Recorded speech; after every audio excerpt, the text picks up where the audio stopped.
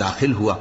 कहने लगा कि मैं नहीं ख्याल करता कि यह बाग कभी तबाह हो, और न ख्याल करता हूं कि क़यामत बरपा हो, और अगर मैं अपने परवरदिगार की तरफ लौटाया भी जाऊं तो वहां जरूर इससे अच्छी जगह पाऊंगा।